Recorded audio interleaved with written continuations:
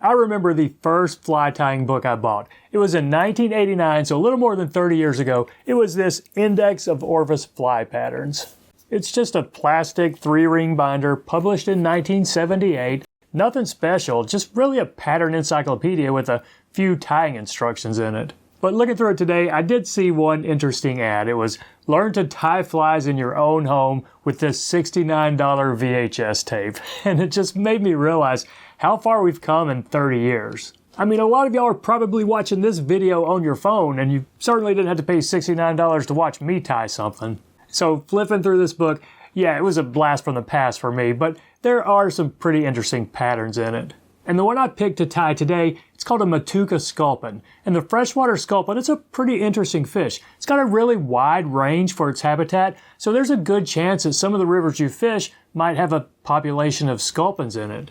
And if so, it's not a bad idea to have a couple of these in your fly box. Now, I do tie mine heavily weighted, but you don't have to fish them really deep, but you do want to get them near the bottom. Most of the sculpins I've seen out there, they've been in slow to medium fast water with a gravel bottom. And I have kicked a few of them up when I'm using my net as a scene to see what kind of nymphs are in the water. Now this pattern, it's not a hard tie, but it's not a particularly quick tie.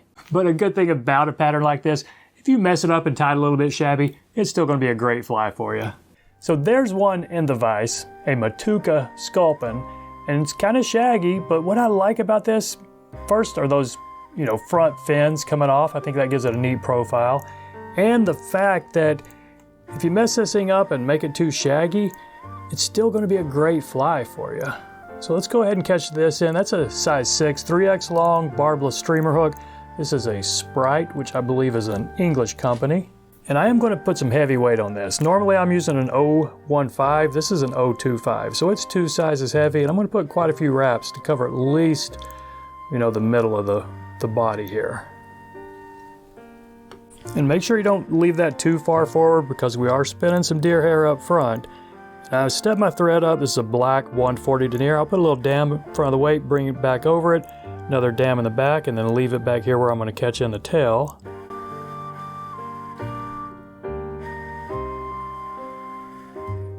And I said tail, but I didn't really mean tail because, the tail on this thing is kind of the wing as well. So the next thing I'm going to catch in is just a wire rib. It's how we're going to hold this Matuka wing in. And the Orvis book said an oval tinsel. I think wire is going to be just a little bit better for us. And next thing I'm going to catch in the body. So I've got 2 strands of a 4-strand yarn here. Kind of any natural color you want, I think, is going to work well here if you're trying to imitate a sculpin. And you could do a fur dubbed noodle if you want, or I'm sure you could just use a chenille, but go ahead and wrap this up to our thread and catch it off.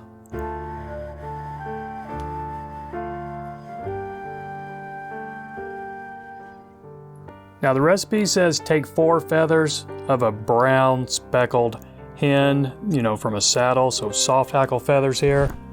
And one of them I tried with just 2, but I don't think it was enough feathers. So I've got 4 of them right here, and I've gone ahead and just put a drop of UV resin up front to try to hold them together. It's not that vital, but it does make it a little easier to tie in. And I've stripped some of the feathers off the bottom to get it closer to the body right there.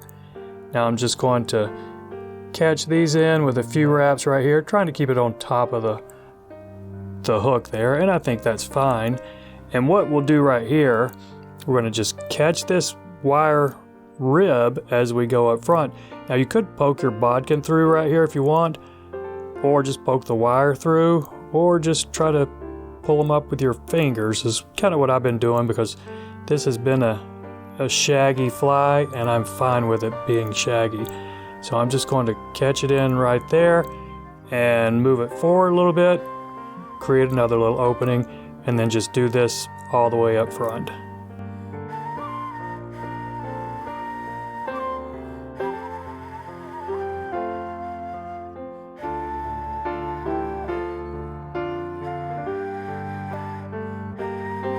Okay, when you're happy enough with that, go ahead and catch this wire off. Now we'll snip this excess, these stems right here. And you might want to lick your fingers and try to just pull these back. You're never going to get them completely married again. These just weren't that high quality of feathers, but I think we're fine with what we have right here. I'm going to smooth this little area out, and before we start spinning deer hair, let's go ahead and catch in some of these front side fins. I'm just taking a couple of smaller feathers from that same saddle I used, and then just tie them in almost like you would a dry fly spent wings. So a couple of right there, and then you might want to pull them to size. You don't want them to be huge.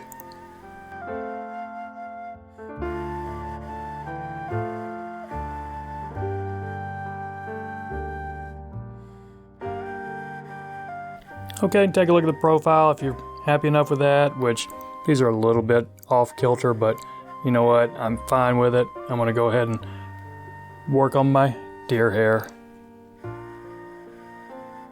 Now comes the fun part. Just take a medium-sized clump of deer hair, and I did put this one in my stacker. I'm going to catch it in with the tips of these about to, where I want the back of my head to be. And how we do this, just go back a little bit right here, cord up my thread, tighten it a little bit, and we'll put a loose wrap on, and then the second wrap a little bit tighter, and then the third wrap tighter still, and then let it spin around. Now the next couple of wraps we'll just take up through the middle of this.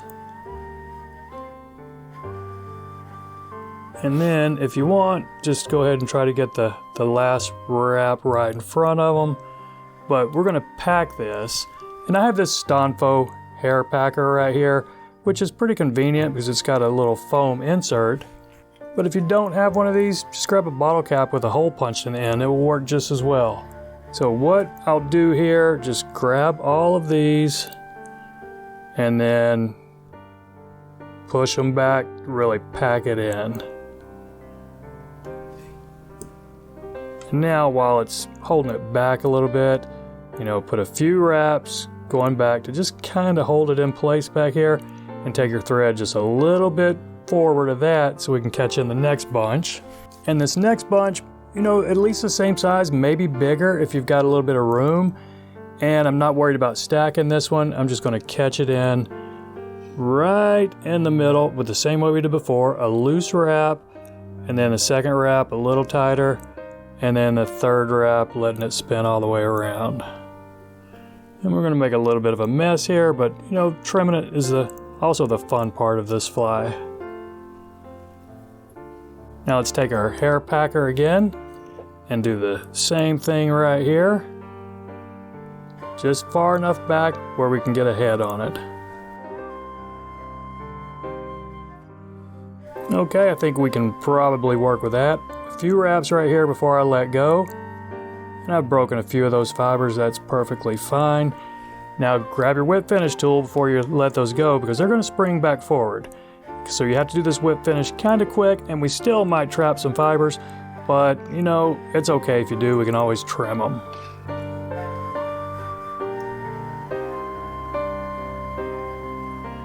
Okay, I think we're going to be fine. We're going to be able to get our tippet up through that head. Now the next part is just trimming this up. And I've got this Stonfo, that's a razor blade holder, which is kind of nice because it's got this barrel where you can twist it and it'll give you the right amount of bend, or as much bend as you want. And I'll end up doing this as a combination of trimming it with a razor and then my scissors, but for the most part we'll do the bulk of it with our razor. And just take your time here. You can always take off more. You can't put it back after you've taken it off. And it does make a mess, so there's a lot of trimming and blowing here. But I'll speed this up so you don't have to sit through this real time.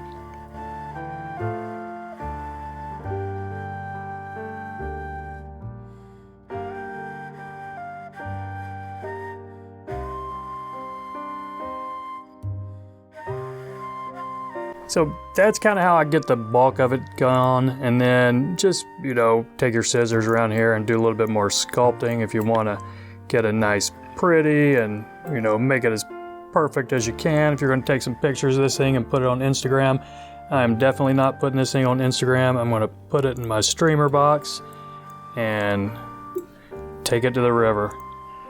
So really that's it. A little bit of cleanup here. I don't want too many of these, and you might want to trim some of those off the bottom, but as long as they're not going to close up your hook gap, I think you're fine. You got a perfect fishable fly. So that's it, my friends. I appreciate you watching. Y'all take care, and we'll see you next time.